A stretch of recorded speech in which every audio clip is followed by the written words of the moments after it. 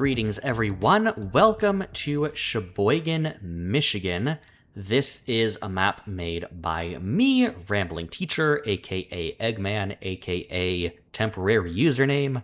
I'm juggling several different names in the City Skylines community right now.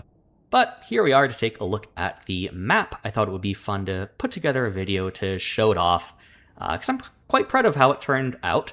So we'll look at some of the detailing in the map and also talk about the surrounding context of the area, which I think might be of interest to people who are playing on it.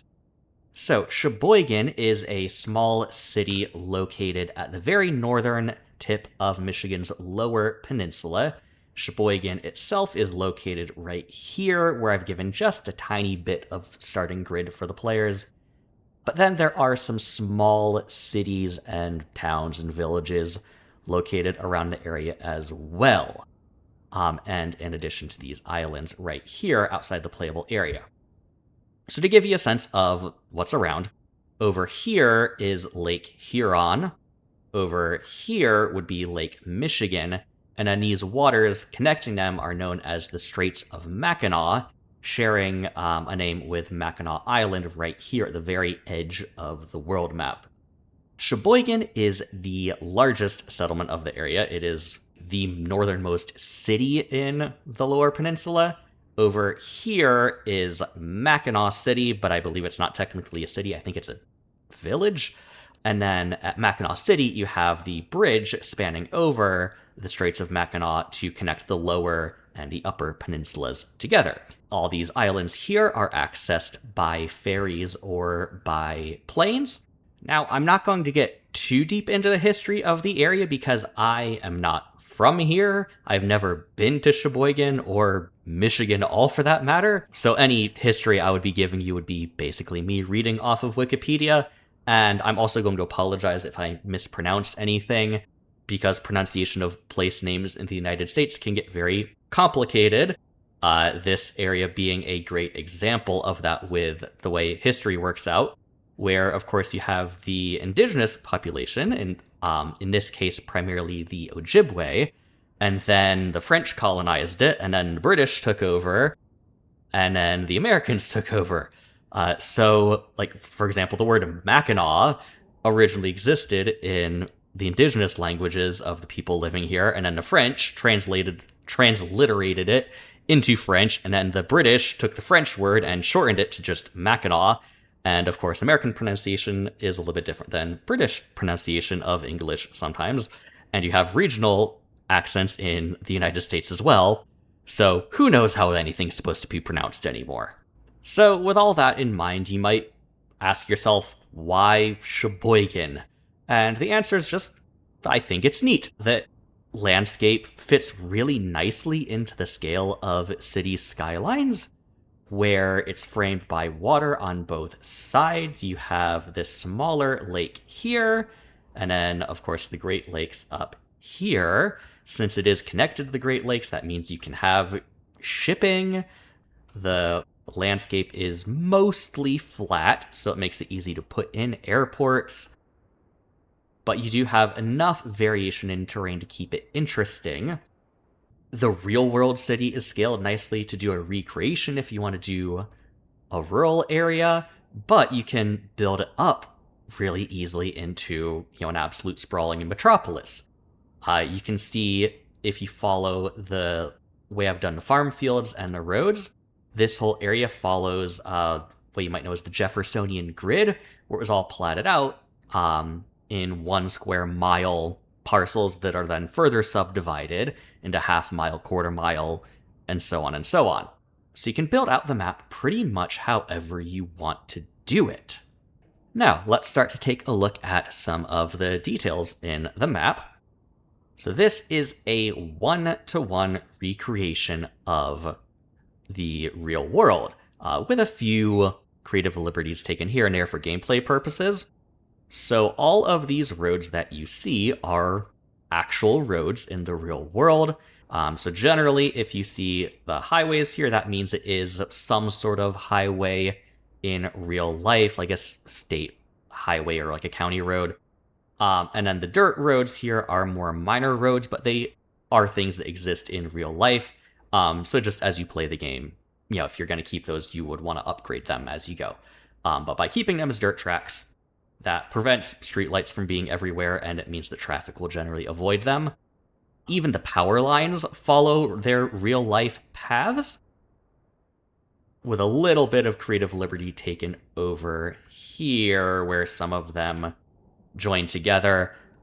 In the real world, this track here is actually two separate lines, like one of them goes over here, and I've just merged them together and connected things right here for gameplay purposes so that then power can reach into the starting area easier. The rail tracks in the real world have actually been converted into bike paths. I don't know precisely when that happened, but you can still see where the train tracks were. So you have a track that goes over here and a track over here, and then they meet up right near the downtown area and continue off over here. As for the downtown area, I've given just a little bit of starting grid based on the real world, so that players aren't locked into, just completely doing a recreation. But it gives just a hint of what would be there. One of the things that I really like about building this city, and in my case, I do enjoy recreating it, is that the broader area is based all on the Jeffersonian grid in 1 square mile parcels that then get subdivided in the same way. But then downtown follows the topography of the river. So the real Cheboygan is gridded, but at several different angles. So it makes for some really wacky intersections as the city starts to build up, if you're building, beyond the real world scale of it, where it's only about somewhere between 4,000 and 5,000 people, I believe, right now. Now, as you build up the city, depending on how you do it, you can run into some really interesting infrastructure challenges that I think are really fun to have to solve. And, one of them is that all roads lead to Cheboygan, where all of the traffic comes in right here downtown. And you can also see how these two highways here don't perfectly join up, where they have to wiggle around a little bit depending on where they're going. So once you start to get a lot of traffic passing through here, you'll have to find some way to manage that. In the real world, with a city of, around 4,000 people, that's perfectly manageable. And in game, when I've been playing this myself, where I am recreating the road layout of the real world completely, and then building it up further, I find that the existing roads can handle traffic probably up to about 10,000 people in the city.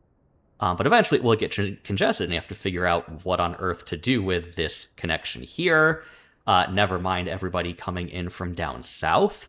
And then rail traffic, too, can also become an issue. So like I mentioned, in the real world, these have been converted to bike trails. But here, for gameplay, I've kept them as train lines. And here we can even see a train coming through. I wonder if he'll do what I was about to talk about. So since those rail lines going to the south are two separate outside connections, sometimes you'll see trains come in here where they meet and then reverse, and it looks like that's exactly what this guy is doing. So in the early stages of the game, before you've built up the city much or done anything with rail, that's perfectly fine because the train can fit there and it can reverse out, and it doesn't, delay any traffic other than outside train traffic, which, we don't really care about that as long as it stays out of her way. But as you build up the city, and especially if you start to do your own things with rail, you will start to see trains get backed up here, so you have to find some solution to that. Whether that's just adding in a bunch of double tracking so that trains have a place to pull off and pause further away from the city, or maybe even separating these lines completely somehow. And there's also the fact that this will wind up right in the middle of where a lot of the city is developing, so you might have to do away with all these at-level crossings, and bridge over it or tunnel under it somehow. And I find that really enjoyable because it's not an issue during the early game, but it will become an issue eventually when you're ready to handle it. As you can immediately notice, this map has custom map tiles, and I've been very careful to make the tile count match exactly the same amount that can be unlocked in the base game. So in the base game, maps will have 529 tiles, but you can't actually unlock all of that. It's 441 total that you can unlock. So I've given you 9 starting tiles here, plus 432 more that can be unlocked. So if we go here, whoops, I have a mod installed that lets me zoom way out with the camera. So if we select all of those, you can see it uses exactly the number of permits that you would have. I've tried to keep tile cost and upkeep reasonable. I will say I always play with tile upkeep disabled because I don't like that system. But to the best of my knowledge, tile upkeep will be reasonable. So you'll see they're all different sizes. So you have some very small tiles that you can purchase, early on for very cheap, without much upkeep, I hope. And then some of them have more or less resources. So it gives you some choice in how much money you have available to spend. You can get some bigger tiles. You can get some really oddly shaped ones to deal with road junctions. So you have a little bit of flexibility and don't really get locked into places. I try to be careful of that. So you'll see some oddly shaped tiles that fit together almost like puzzle pieces. The part of the map that I'm probably most proud of is all of the terrain detailing that I did. So this map, I started working on right around the time of the 1.6 update that added in all of the terrain paint tools, where we can now add these textures onto the ground without needing to do surfaces or anything like that. So that means that they are very easy to erase or build over or replace however somebody sees fit. How much detail you put into a map is really a matter of taste. So I personally fall on the side of using a lot of mods myself when I'm playing. You can see that by my toolbars everywhere. But I don't want players to have to install all of those mods themselves just to use the map. I want them to be able to use the map however they see fit. So if you are somebody who doesn't like to do a lot of detailing, you can play this map totally vanilla, and you can just build right over all of this without erasing any of it. If you are somebody who likes to do a lot of high detailing yourself, very explicit details, you can easily, again, build over this, or you can erase it completely and redo all of that yourself. And have a blank slate to work with, not worrying about what I, the map maker, thought should go there. If you're interested in replicating the type of detailing that I've done with this map, I did put out a separate video on this channel as a tutorial on how to do that. So how to copy the way that I did things like the farm fields or forestry areas and these dirt tracks going through things.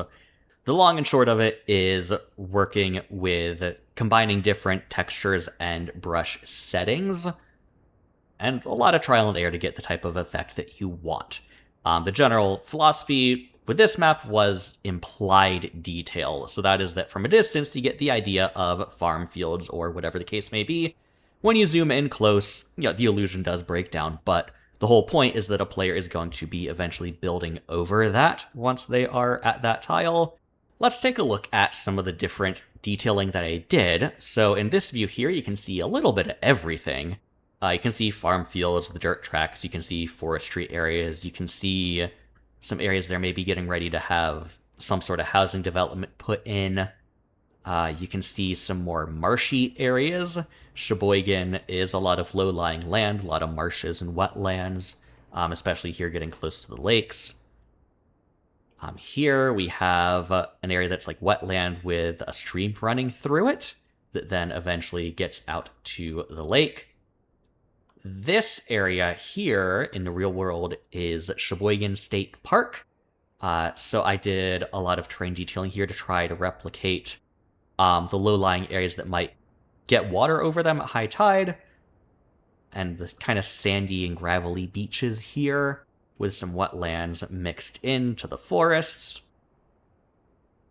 And then you continue some of that look over here into areas that haven't quite been developed yet in the real world. So you have some development out here, but that doesn't quite reach the water's edge. In this area, I tried to replicate pretty closely the way that the fields are divided up in the real world. Some of them are left as woodland. Down here, we have a really large area where I have deviated from the real world a little bit in how I've detailed. So I believe in a real world, this is some sort of quarry, maybe? Here, I've treated it more like it's getting ready to be developed into something or other. In the real world, there are all sorts of little streams and drainage ditches running all over the place. And Cities Skylines really struggles with small water sources. They've been the bane of any map maker's existence forever in both games. But with these terrain painting tools, I've been able to do away with any sort of water sources and just carve it out a little bit and imply the existence of water by changing the textures and sometimes adding in some foliage. And that way we don't need to deal with water sources anymore. All this detailing work I did didn't stop within the map boundaries. I also gave a lot of attention to the outer map world. So with the way Cities Skylines 2 works, that outside world map is lower detail than the playable area, but I do still like to give attention to it when I'm making a map, because you can always see it out in the distance, especially if you are like me and install cameras mods that let you zoom further out. So I tried to give very close attention to every single little water source, pretty much. If it was a named lake or pond, I put it in here. I even went so far in the map editor as to name every single one the way they are meant to be. Like, for example, I think this is Black Mallard Lake. Let me check that. Yep, Black Mallard Lake, and you can even see it looks like a flying bird. So I, went overboard and did all of that extra little detailing there, trying to get everything exactly right.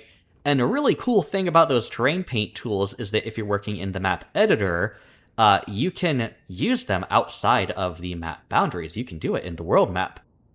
So that detailing is out there way off in the distance, where you won't be looking at it too close, but it is there and adds just a little bit of extra life to all of this area outside of the playable map. Now let's also talk about these islands right here. So in the real world, of course, this is the very edge of Michigan's upper peninsula, so they get connected together here.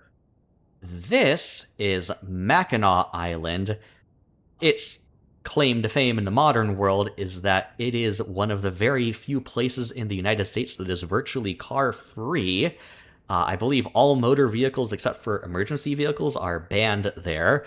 Most of the land is actually either a state or a national park. There was a military fort there. This right here is a small uninhabited island that is Round Island. And then this big one here, I really should not even try to pronounce. When I look at the name, I look at it and think it should be like Bois Blanc, the French name of it, with my not so great French pronunciation. But then, according to Wikipedia, if that's to be believed, the English pronunciation of that these days is like Bois Blanc, which, that just goes back to the whole issue of places having one name in the indigenous languages, and then the French name is something else, and then the English mispronounce the French version of it, and that's what sticks in the American name for it. So who knows? If you're a local of the area, I'd love to hear how you pronounce it in the comments. Now, if you are a fan of City Planner plays, as you should be, you might also recognize these islands. This is Nicolet Bay. So with some of his series, he has kind of an alternate history going on where the upper peninsula of Michigan is its own state, the state of Superior. And then he did a series back in Cities Skylines 1 where he built up this area. I actually never got too far into that series, so I don't know how much he did with each island here. I believe he started right here on the Upper Peninsula itself. I don't know how much he expanded on these, but this is Nicolet Bay right here. So that, if you want to play around in that universe, that could be a fun way to build up Cheboygan and justify, why it builds up. In the real world, following real history, Cheboygan really wouldn't have much reason to grow any bigger than it is.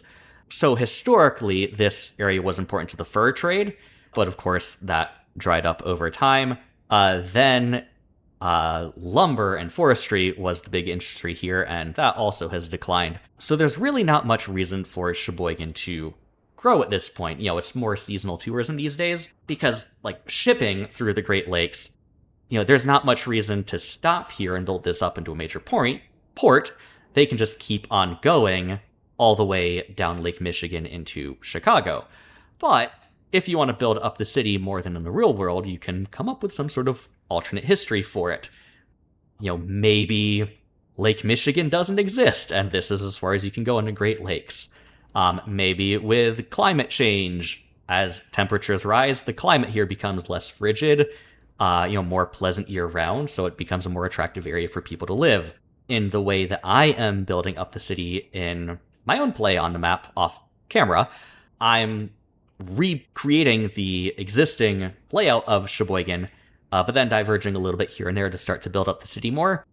So what I'm playing around with is putting in steel industry right here. So maybe the U.S. steel industry doesn't center on places like Gary, Indiana, or Pittsburgh, Pennsylvania. Maybe for some reason or other it built up here in Cheboygan, and that caused the city to boom, during World War II or something to that effect.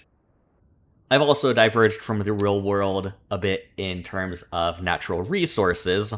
So I believe Michigan's Lower Peninsula does have some coal and oil in it, but it doesn't reach this far up. So for gameplay purposes, I have put some of that in there that you can see here. And of course, there's lots of agriculture as well.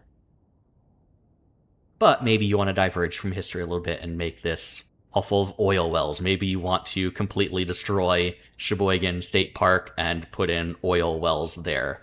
Or, in my case, what I have planned is to put in a big old international airport there. Because it's a pretty nice fit with just a little bit of anarchy or terraforming. There we go. And also you can see how that terrain paint detailing still stays there. So if you realize that maybe that wasn't a good idea after all, you can get rid of that, and all you have to do is replace the trees in time. Another part about the map that I'm very pleased with how it turned out is how well it handles seasons. I'll use the Time and Weather Anarchy mod here to pass through them. So right now, I believe we're set to be in summer. So let's move on to fall here. We'll let the game transition. I don't think fast forwarding has any effect on how quickly the leaves will change color. But you can see, the lighting changes a little bit with the seasons and how the sun moves through the sky. We can see everything changing colors. So I mixed in deciduous trees with spruce and pine. So you still have a lot of green throughout the seasons and during the winter. But you get a lot of those lovely fall colors, similar to how you would in the real world. And then let's also move on to winter. We'll go all the way to the end of December. We'll bump up our precipitation so it starts snowing. Let's make sure the temperature's going to be cold enough. And over time, the ground will start to get covered in snow. Let's change the time of day a little bit. Now, I don't think I can replicate this using the Time and Weather Anarchy mod, but if you let the seasons actually play out normally on normal timescale, you get a really pretty effect with the snow where, because of the elevation this is and how subtle the terrain changes are, you don't get that weird sharp line in the snow like you would on a more mountainous map. What you'll see is that the snow very gradually starts to cover some of the higher areas out here in the world map, and then it fills in. And then as it melts, again, I don't think I can replicate it, but the snow will stick around on those higher points for a little while longer as you return back to spring. It also looks very pretty when you bump up the amount of clouds.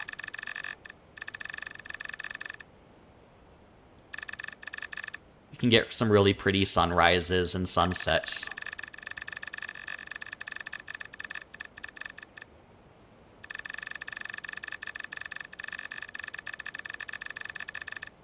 So playing around on this map is like one of the rare times in City Skylines where I actually do enjoy playing with weather and seasons and the day and night cycle on, just because it's really pretty to look at. I can't take any credit for that. I'm just using the same climate as I think the Mountains Village map, but just with the elevation of this particular map compared to that one and the changes to how lighting interacts with the terrain, it winds up looking very pretty.